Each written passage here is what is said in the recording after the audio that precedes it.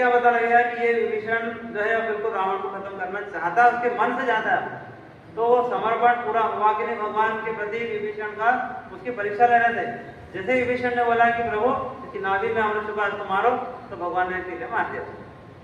तो पूरी तरह से इसी तरह से हम भी गुरुदेव समर्पित हो गए, हम काम करना चाहते हैं तो गुरुदेव हमारी ऐसे ऐसी स्थिति में परीक्षा लेंगे, कठिन परिस्थिति में हमको डालेंगे, और उस परिस्थिति के अंदर हमारे मन में संशय आ गया कि पता नहीं गुरुजी हमारी रक्षा करेंगे कि नहीं, पता नहीं गुरुजी हमारी सहायता करेंगे कि नहीं, हमारी सुरक्षा करेंगे कि नहीं, पता नहीं कर दिया तो फिर गुरुदेव ठीक है अभी और अपने करते हो। तो इस तरह से जैसे हमको पूरा 100% हमारे मन में विश्वास आ जाए तो फिर निश्चित रूप से वो कार्य होगा, शक्ति मिलेगी। गुरुदेव कह रहे हैं काम करो शक्ति पाओ, मिलेगी बराबर। एक उदाहरण छोटे से बात करके आप आगे बढ़ेंगे। एक भोपाल की घटना है। भोपाल के अंदर जो बड़ा तालाब है, सबको मालूम है कितना बड़ा तालाब देखा सके नहीं, बहुत बड़े तालाब में हम दूर दूर तक देखे पानी दिखता है, जो गाड़ी में चले 15-20 किलोमीटर तो पानी दिखता है, बहुत बड़ा था। पूरे कहा कि ताल में ताल भोपाल का सारी पानी सब चले। तो 1981-82 के अंदर बहुत ही खतरनाक सूखा पड़ा, तालाब सूख गया। उस तालाब से पानी की व्यवस्था पूरे शहर में होती थी, इतने बड़े तालाब की वहाँ तो संख्या जनसंख्या बहुत ज्यादा है। उसके ऊपर जब सूख गया तालाब तो वहाँ पर पानी की व्यवस्था नहीं, तो वहाँ से होशंगाबाद में नर्मदा नदी से रेलवे के डब्बों में भर करके वो पानी जाता था भोपाल में। ये सारी घटना हम प्रत्यक्ष दर्शन में बताई, कभी हम गए थे तब। और उससे जल वितरण हो रहा था। जल वितरण इस तरह से ट्रेन के माध्यम से कब तक किसको भरा जाए ना, अपने छोटे गाँव में तो अपना टैंकर से पानी भरा जाते, वहाँ पर बड़े बड़े टैंकर चलते थे ट्रेन के माध्यम से। आप फिर वहाँ पे जो जल संसाधन विभाग में जो इंजीनियर थे ट्रांसफर करके उनके ऊपर जिम्मेदारी थी, और वो तो राजधानी सारे पत्रकार और सब उनको जाके परेशान पूछे कि आपके पास में क्या वैकल्पिक व्यवस्था है, पानी की व्यवस्था कैसे करेंगे, अभी तो पूरा आगे समय बचा है, बारिश खत्म होने वाली तो जल्दी भरा क्या करेंगे। तो परेशान हो गए। उन्होंने अपने बड़ा ऑफिसर के पास में गए और उसके बाद में ऑफिसर ने पूछा कि आपके पास में क्या योजना है और कैसे क्या होगा। तो उन्होंने कहा कि इस तालाब को भरने का काम एक ही व्यक्ति दुनिया में कर सकता है। कौन कर सकता है? व्यक्ति कर सकता है। बोले हाँ, कौन? बोले हमारा गुरुदेव। उनको गुरुदेव इतना विश्वास, वो गायत्री प्राय छोड़े हुए थे जहाँ था, उन्होंने कहा कि हमारे गुरुदेव इसको भर सकते हैं। बोले ऐसा होता है क्या? हाँ, गुरुदेव क्या कर लेंगे इसके अंदर? बोले नहीं करेंगे हो जाएगा। तो क्या मुझे क्या करना पड़ेगा उसके लिए? बोले आप मुझे हरिद्वार में मेरा टूर सेंक्शन कर दो ऑन ड्यूटी, मैं जाऊंगा और गुरुदेव से उसका मार्गदर्शन लेके आऊंगा, गुरुदेव उसका रास्ता बताएंगे। ठीक है। अब वो अधिकारी का कोई रास्ता ही नहीं था इसके अलावा, उन्होंने टूर सेंक्शन कर दिया कि ठीक है आप हरिद्वार जाए और उनसे मिलकर के गुरुदेव आपके जाए। तो गए यहाँ पर, जाने के बाद पहले वंदनी माता जी मिले, माता जी प्रणाम किया। माता जी आपने मेरा ट्रांसफर इस जगह में क्यों करवा दिया है ना, मैं तो गुरुदेव काम करना चाहता हूँ, कर रहा था, और ऐसी जगह ट्रांसफर हो गया जहाँ पर पानी के लिए त्राहिमाम मच रहा है, कुछ व्यवस्था करना मुश्किल है, मैं क्या करूँ। तो बोले बेटे समस्या बड़ी गंभीर है। जब गुरुदेव से मिले तो गुरुदेव ऊपर अपना लेखन कार्य कर रहे थे कि ऊपर गए, प्रणाम किया। तो गुरुदेव को जैसे प्रणाम किया, गुरुदेव बोले कि हाँ तालाब भराने के लिए आ गया। अब देखिए मतलब दिव्य शक्ति, हम कहते हैं ना कि दिव्य दृष्टा। माता जी यदि कोई बात बोलती तो गुरु जी सर पहले के समय में कहा मोबाइल पे थे है ना, 81-82 बात पता है, तो बात की बात है मोबाइल है। तो गुरु जी को बोलते थे, माता जी पता चल जाता था, माता जी को बोला तो गुरु जी पता चल जाता। तो उन्होंने बोला हाँ गुरु जी मैं तालाब भराने के लिए आया हूँ और बड़ी विकट स्थिति है, तालाब नहीं भरा तो बहुत मुश्किल हो जाएगी। तो बोले बेटे तेरा तालाब हम पूरा तो नहीं भर सकते, आधा तालाब भर देंगे। तो बोले गुरु जी आधा क्या, उससे भी आधा भर जाए तो भी काम चल जाएगा, क्योंकि वो तो बहुत बड़ा तालाब है, आप क्या करना पड़ेगा। बोले उसके लिए आप वहाँ पे एक पंचकुंडी यज्ञ कर दें। ठीक है, हो जाए पंचकुंडी यज्ञ। वहाँ से प्रणाम किया, आशीर्वाद लेकर आए। आने के बाद अपने अधिकारी को बताया कि मैं यहाँ से गुरुदेव का आशीर्वाद लेके आया हूँ, गुरुदेव ने उपाय बता दिया है और ये तालाब आधा भर जाएगा।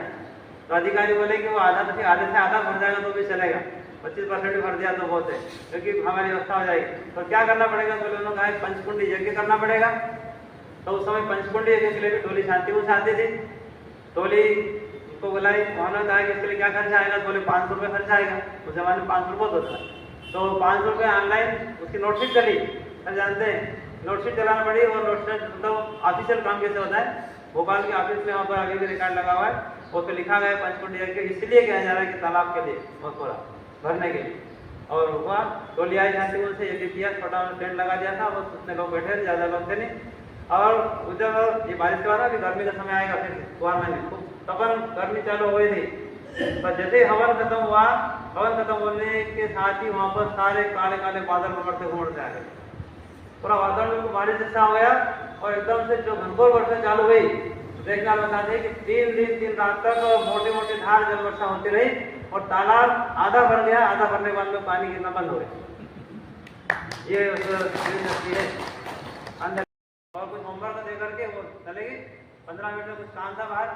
आने के बाद में फिर पूछा, हाँ बच्चों आपको जो टॉफी दी गई थी आप सबने अभी रखी ना संभाल करके? तो कुछ बच्चे थे तो बोले कि हमने रखी संभाल के, कुछ बच्चे थे हम तो खा ली, होते ना जिनमें धैर्य में होता है खा ली। तो उन्होंने कहा अच्छा ठीक है, कौन कौन बच्चे जिन्हें नहीं खाई वो खड़े हो। तो उस क्लास में 7 बच्चे खड़े हुए, उसने 7 बच्चों के नाम लिख लिए, जिन्हें टॉफी नहीं खाई थी, बाकी तो खा गए थे, तो उनके नहीं लिखे। और उन्होंने फिर मतलब नाम पूरी क्लास में उनके पास नहीं थी रजिस्टर में, जिन्होंने नहीं खाई उनके नाम नोट कर लिए और अपनी क्लास लेने लगे, पढ़ाने पीछे लगे, कुछ नहीं कहा, ना डांटा भी नहीं, किसी को मारा भी नहीं, कुछ भी नहीं, अपना काम कर रहे। वो एक रिसर्च कर रहे थे, रिसर्च किसका कि ढेर का क्या था। फिर उन्होंने 10 साल बाद उनका पता लगाया कि जो बच्चे जिन्होंने टॉफी नहीं खाई थी उनका क्या हुआ, जो टॉफी खा गए तो उनका क्या भविष्य बना। तो उन्होंने देखा कि जिन बच्चों ने टॉफी नहीं खाई थी वो अच्छे से ऑफिसर बन गए, किसी पद पर पहुंच गए, कोई कलेक्टर बना, कोई अच्छा सीईओ बन गया, कोई कुछ बना, कोई बड़े पद सम्मानजनक किसान पहुंचे। और जिन लोगों ने टॉफी खा ली थी वो कई छोटे मोटे काम होने लगे। ये उसने रिसर्च में पाया कि जो धैर्यवान होता है वो बड़ी उपलब्धि हासिल करता है।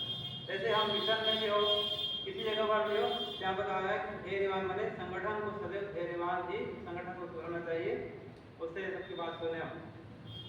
फिर हमको कुछ ऐसी बात है कि जो निषेध है, जिनके बारे में हमको ऐसा नहीं करना, ये तो करना हुआ नहीं मैं बता दी, जो नहीं करना में कहा कि हमको कान के कच्चे नहीं बने, है ना। समझिए कान कच्चे मतलब क्या, किसी ने कुछ बोल दिया अदर भाई वो तो ऐसा ऐसा है, अच्छा ठीक है ऐसा है तो ठीक है, हम भी उससे गलत, तुम बात नहीं करो हम भी बात नहीं करें, ये इनके बारे में तो ऐसा नहीं, उसके वास्तविकता का पता लगाए, फिर उसके बाद ध्यान से सुने क्या कह रहे, तथ्यों को पहुंचे।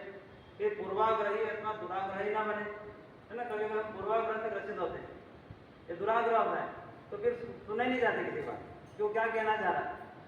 तो हमारे मन में अगर किसी के प्रति को पूर्वाग्रह को निकाल दे, पूरा मन को निर्मल बना ले, क्योंकि भगवान को कुछ बहुत कुछ देना चाहता है, उसके माध्यम में धुलाई करना चाहता है, पर हम उस मेल को गठड़ी को बांध के रखेंगे तो फिर वो रंग नहीं चढ़ पाएगा, तो हमको रखना चाहता है।